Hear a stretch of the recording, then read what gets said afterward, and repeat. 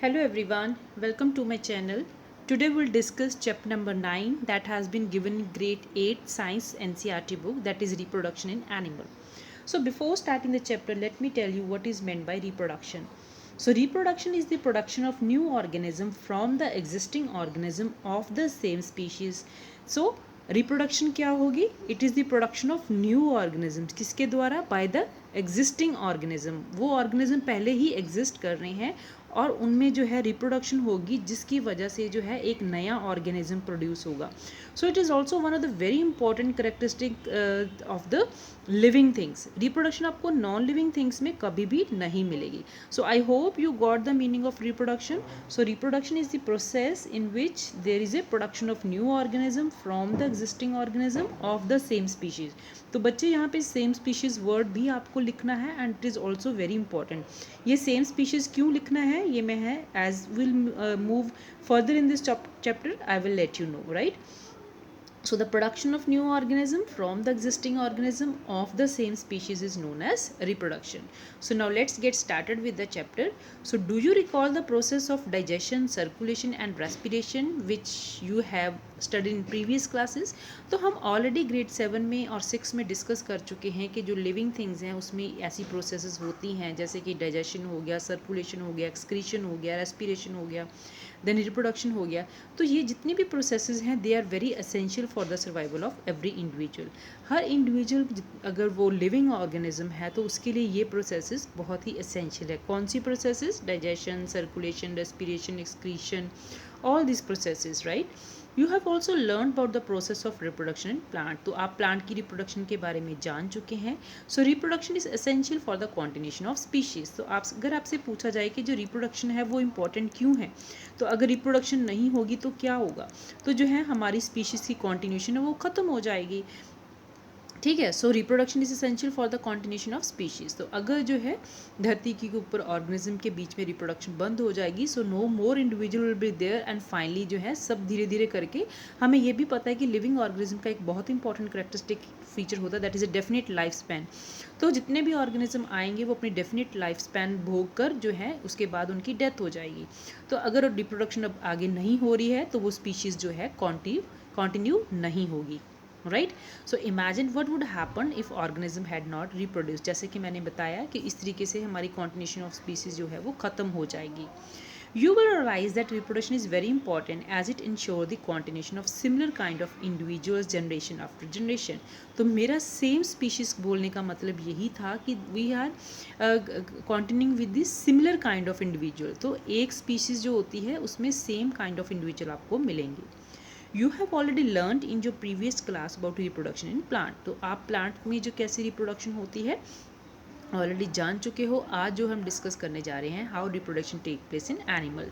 सो अगर reproduction in animals की बात करें there are two modes of reproduction. वो मोड्स कौन कौन से हैं? Sexual reproduction and asexual reproduction. So have you seen the young one of different animal. तो आपने जो एनिमल्स के यंग वन हैं जिससे छोटे छोटे बच्चे होते हैं, कभी वो आपने देखे हैं?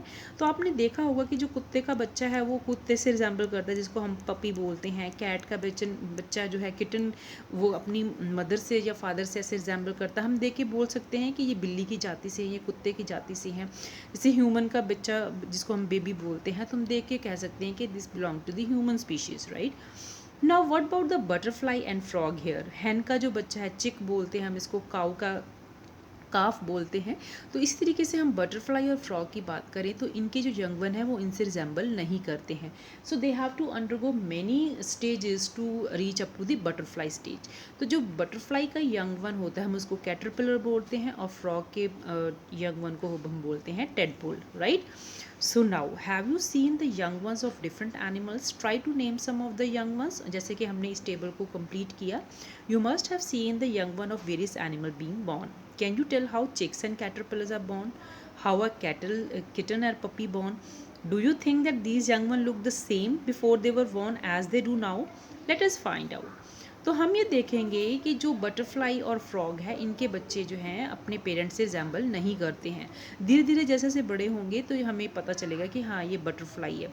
धीरे धीरे जब फ्रॉग का टेडपोल जो है ग्रो अप करेगा, we will come to know that it belongs to the frog. तो इस तरीके से ज़रूरी नहीं है कि जो यंग वन है वो अपने मदर से या फादर से या उस स्पीशीज़ से ऐसे रिजेंबल करता हो, लेकिन it may take some time, लेकिन वो उसी स्पीशीज़ का जो है उसी स्पीशीज़ में ही जो है पैदा होगा। जैसे कैटरपिलर है वो बटरफ्लाई में ही जो स्पीशीज़ है वहाँ पे पैदा होगा, टेडपोल है वो फ्रॉग की स्पीशीज़ में पैदा होगा। Just as in plant there are two modes by which animal reproduce. जैसे कि हमने प्लांट्स के बारे में जाना कि सेक्शुअल रिप्रोडक्शन होती है, ए सेक्शुअल रिप्रोडक्शन होती है। जो एनिमल्स हैं उसमें भी दो प्रकार की रिप्रोडक्शन होती है, जिसको हम बोलते हैं sexual reproduction and asexual reproduction. So now let me tell you what is the difference between the asexual and sexual reproduction. अगर हम बात करें, यहाँ पे हम सेक्शुअल रिप्रोडक्शन लिख दें और यहाँ पे ए सेक्शुअल रिप्रोडक्शन लिख दें, तो सेक्शुअल रिप्रोडक्शन में जो है 2 इंडिविजुअल इन्वॉल्व होते हैं, जबकि ए सेक्शुअल रिप्रोडक्शन में only 1 organism is involve. Sexual reproduction की बात करें, इसमें जो है जो बेबी पैदा होगा मे और मे नॉट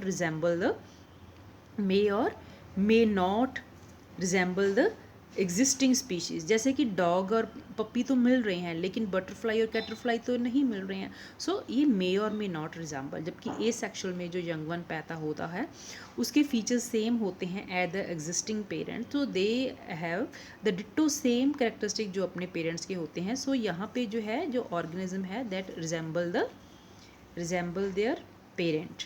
ठीक है, तो इसमें जो सेक्सुअल रिप्रोडक्शन में दो जो पेरेंट्स होते हैं मेल एंड फीमेल, उनके जो है जो फीचर्स हैं उनको कंबाइन करके जो ऑर्गेनिज्म प्रोड्यूस होता है। जबकि ए सेक्सुअल में सिर्फ एक ही ऑर्गेनिज्म होता है, जिसकी वजह से जो है प्रोड्यूस होता है नया ऑर्गेनिज्म। सेक्सुअल रिप्रोडक्शन में आप एग्जांपल दे सकते हो man, cat, dog. Asexual reproduction में आप लिख सकते हो जैसे अमीबा हो गया, हाइड्रा हो गया। तो ए सेक्सुअल रिप्रोडक्शन कैसे होती है, this will discuss as will keep on will move further in this chapter, right. So अब जो हम बात करने जा रहे हैं वो है sexual reproduction. So try to recall reproduction in plant which you have studied, which you have studied in class 7. You will remember that plants that reproduce sexually have male and female reproductive parts.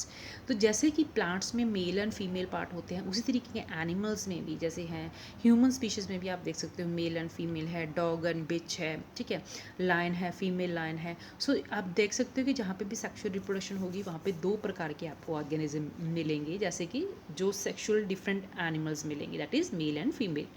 Can you name these parts in animal also? Males and females have different, जैसे style stigma ovary आपने पढ़ा था ना, anther is a male part, तो female में आपके पास style stigma ovary, आपने ये जो फीमेल पार्ट थी।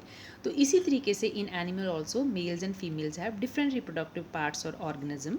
Like plant, the reproductive parts in animal also produce gametes that to fuse to form zygote.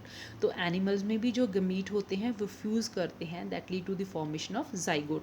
So it is the zygote which develop into new individual. So this is also very very important कि कौन जो है develop करता है new individual में, is it egg, is it sperm, is it the zygote, is it the embryo, right? It is the zygote that develop into new individual. This type of reproduction beginning from the fusion of male and female gamete is called sexual reproduction. So ऐसा process जिसमें जो है beginning होती है fusion of male and female gamete की. What are gamete? Gamete are the sex cells and it is called as the sexual reproduction. Now let us find out the reproductive part in humans and study the production of process of reproduction in them. तो जो है next video में हम discuss करेंगे male reproductive organs. Till then you stay tune. Thank you so much for watching.